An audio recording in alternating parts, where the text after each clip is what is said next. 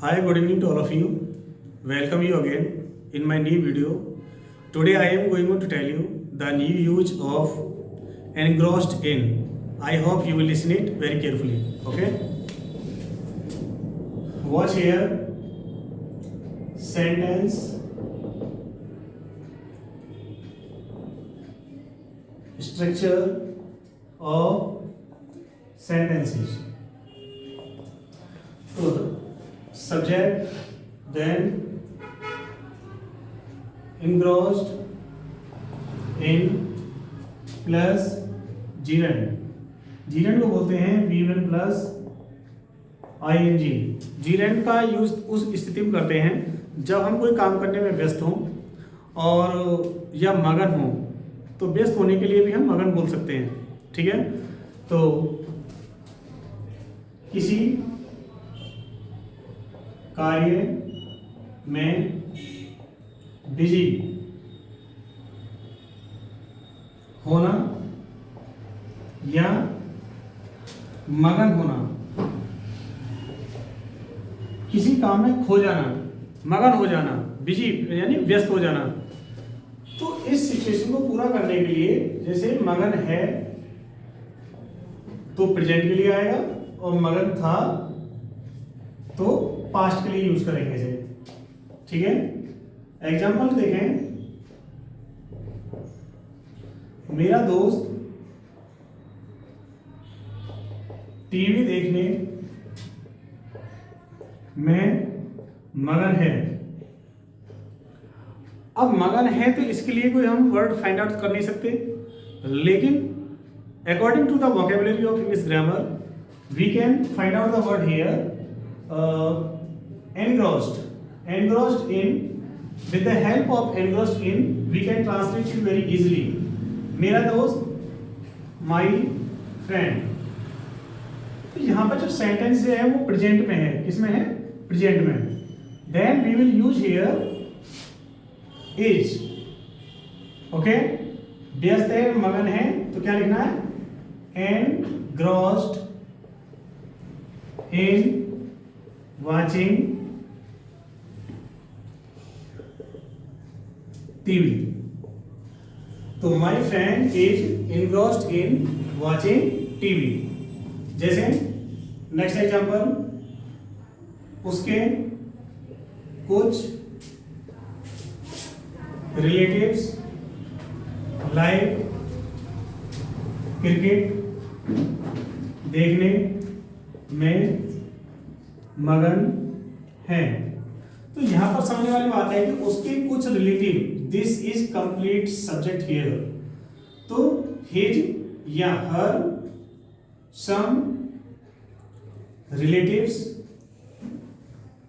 हैं के लिए क्या करेंगे? Are engrossed.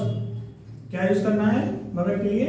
इनग्रॉस्ड इन देखने में, वॉचिंग लाइव क्रिकेट. ओके. जैसे मैं पढ़ाने में मगन हूं, I am engrossed in teaching. अगर इसी कंडीशन को हम पास्ट में लेके चले, जैसे वह कुछ खाने में व्यस्त था, he was engrossed in something eating. Okay. जैसे वह अपने नाखून काटने में मगन था, he was engrossed in biting या कटिंग हिज नेल्स. ओके. ऐसे ही there are many type of the sentence we can translate in present tense और पास्ट टेंस. जैसे हम इसको नेगेटिव में ही ट्रांसलेट कर सकते हैं. आप सपने देखने में मगन नहीं हो. You are not engrossed in seeing the dreams. Okay. आप गरीबों की मदद करने में मगन नहीं हो. You are not engrossed in helping of the poor. आप इंग्लिश बोलने में मगन नहीं हो. You are not engrossed in speaking English. Negative sentence को नोट से शो करते हैं और एफर्मेटिव को नोट को यूज नहीं करते हैं. ओके. जैसे आपके दादाजी न्यूज़पेपर पढ़ने में मगन थे, तो your grandfather was engrossed in reading newspaper. Okay. ऐसे ही कुछ प्रोफेसर सारे पीरियड्स में इंग्लिश पढ़ाने में मगन थे, तो some professors were engrossed in teaching English in all periods. Okay. तो आई होप कोई चीज़ काम में मगन हो जाना, खो जाना या बिजी हो जाना, इन सब के लिए हम यूज करेंगे किस चीज का, engrossed in का। तो with the help of engrossed you can think in your mind more and more sentences. जैसे आप अपने बच्चे को पढ़ाने में मगन हो, you are engrossed in teaching your children, ओके। जैसे आपका बच्चा चॉकलेट खाने में मगन है, your child is engrossed in eating the chocolate।